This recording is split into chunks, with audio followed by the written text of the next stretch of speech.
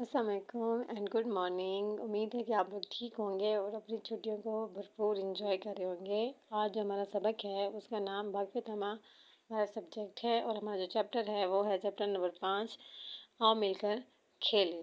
ٹھیک ہے، پہ واقفیت درسی کی بک پیج نمبر 25 پہ آ جائیں. ٹھیک ہے، اب ہم لوگ جو ہے نا چیپٹر کی ریڈنگ سٹارٹ کرتے ہیں.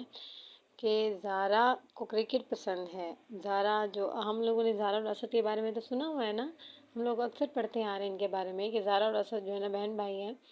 اب زارا کے بارے میں پڑھ رہے ہیں کہ زارا کو کرکٹ پسند ہے، جبکہ زارا کی دوست آمنہ ہے اس کو فٹ بال کھیلنا اچھا لگتا ہے.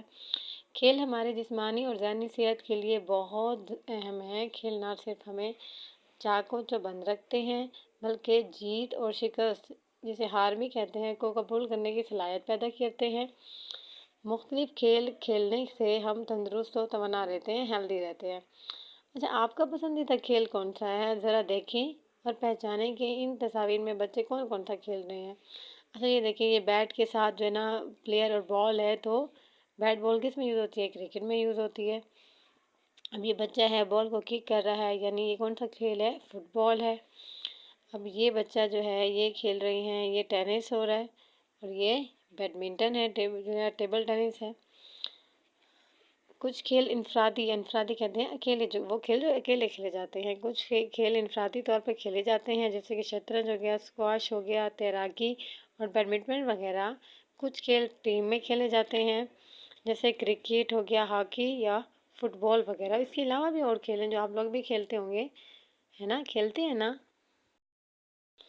پیج نمبر 27 پہ آ جائیں گے. کیا آپ جانتے ہیں کہ کھیل کے کچھ اصول ہوتے ہیں؟ کچھ کھیلوں کے کچھ اصول ہوتے ہیں.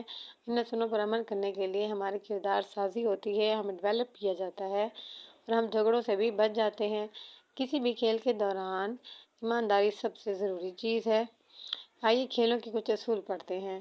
کھیلوں کے قوانین کو فوقیت دینا، یعنی امپورٹنٹ رکھنا، لازمی کھیل کے رولز کو فالو کرنا، اپنی باری کا انتظار کرنا، کسی کو دھکا نہ دینا، دوسروں کا مذاق نہ اڑانا، ہانے پہ غمزدہ نہ ہونا، سیڈ نہ ہونا، کیونکہ کھیل میں تو یہی چلتا ہے.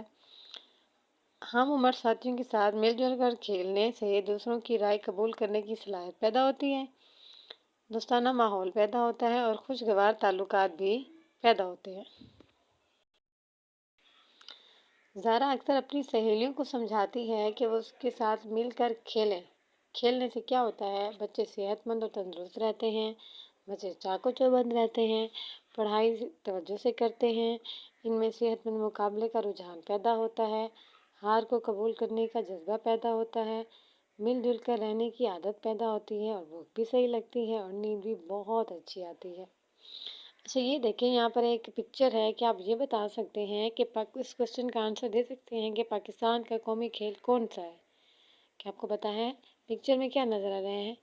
تو اس کا آنسر ہے پاکستان کا قومی کھیل ہاکی ہے. اب ہم لوگوں نے چیپٹر پڑھا ہے تو یہاں پہ کوشچنز ہیں، ان کے کچھ آنسر دیکھتے ہیں. کہ مل جل کر کھیلنے سے کیا ہوتا ہے؟ کیا ہوتا ہے؟ زارا نے بتایا تھا بہت ساری باتیں. ان میں سے ایک یہ بھی ہے کہ بچے چاق و چوبند رہتے ہیں، ایکٹیو رہتے ہیں. دوسرا ہے کہ کھیلوں کے کوئی سے 3 قوانین بتانے، ہم نے 3 بنیادی اصول بتائیں. وہی اپنی باری کا انتظار کریں، کسی کو دھکا نہ دیں، کسی کا مذاق نہ اڑائیں. اور اچھی صحت کے لیے کھیل کیوں ضروری ہے؟ تاکہ ہم لوگ ایکٹیو رہ سکیں، ہم لوگ ورزش کرتے رہیں، ہمیں جو ہے نا چاق و چوبند رہ سکیں. Thank you.